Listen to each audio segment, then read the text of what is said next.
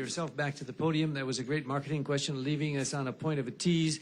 We can have justice, we can have freedom, and stay tuned. And now you're back. Could you explain how you were going to have that third option? Well, I think... Representative, hold on. Representative Ward. Yes, madam. You know, we discussed this Was that too embellishment of the question? I want to know what you had in mind. So can you just kind of rephrase it? Or you can also talk offline. At this point in time, we're not going to do decision making because there's a lot of testifiers still waiting to testify. And Chair, you're confusing me. I just want to ask him a question about what he had in mind between the gay community and uniting it with the faith community, and he said he had a third option. Yeah, but you know, So one confused. of the things that we established early on is please don't use the questioning to continue the testimony. Madam Chair, this is sincerely a question of if he has a way of uniting what otherwise is a very divided community. Ward. Chair, I'm sorry. I need to hear what this man has to say. I think you. Chair, I think you think your district has more Ward. people than my district, and I Okay, have as at much this right point, to then speak we're as just you. gonna And I'm adjourn. going to ask the gentleman a Okay, question. Adjourn. You want to throw me off?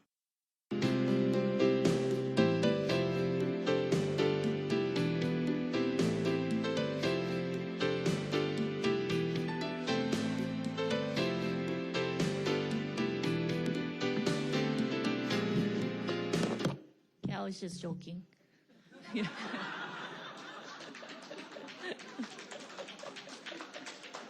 Okay, but the point is, I just wanted to just kind of say in a very polite way, you know the rules, and the rules, we've been very lenient about that. And so you cannot use the questioning process to prolong the testimony. And so I ask your assistance in this matter because we can do all this all night. But, you know, several testifiers have complained that they've been waiting here for days. And so we want to take as many testifiers as we can.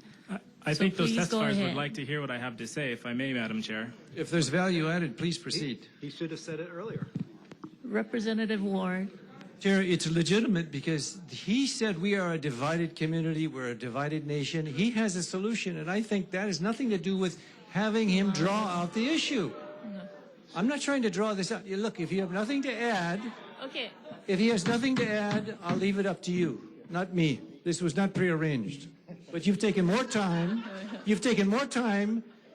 chastising me than what he otherwise would have said on his own. I will be brief, Madam Chair, if I may. Okay, go ahead. Be very brief. It better be good.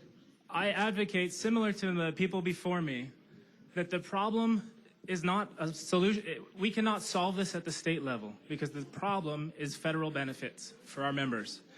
And I am, as I said, this is part of my testimony that I said that I'm willing to stake my reputation on that and my friendship. This is, in fact, day 2 for me of a hunger strike because I am not going to stop this until my brothers and sisters receive their federal benefits. We have a sitting president who was born in this state who will benefit tremendously by championing this effort. Now is our opportunity to unite as a state, as a people, in the spirit of aloha, and lead the world to a way that we can live together. We can be united in peace, and we can show the other states and the other countries what it means to live together and not tear each other apart. Okay, thank you. I think you made your point. Okay, any other questions? What's the solution? Representative Fale. Madam Chair, I have a question for my little brother that's in high school at Kamehameha. Is it Dano? No, the one in the red, I think. Right? Well, yes, the two brothers. And as you're approaching the microphone, my question has to do with you mentioned about. Well, let me first ask you this question: do we have a number of unresolved issues in regards to Native Hawaiian rights in the Native Hawaiian community? Yes. Do you believe that justice delayed for the Hawaiian community is justice denied? Yeah. Okay. Do you believe we should have dealt with those issues before? Yes. Okay. My question is, over at Kamehameha High School, how many kids are trying to get into Kamehameha High School, at least that you know of? At what grade? What grade did you come in? Well, I got in kindergarten. I know like there's thousands a grade.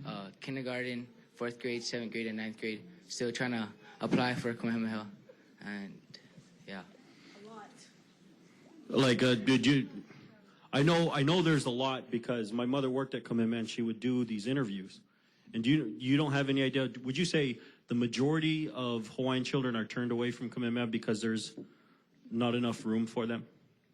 Yes. If I don't think Okay. he's an expert in admissions, but Okay. go ahead.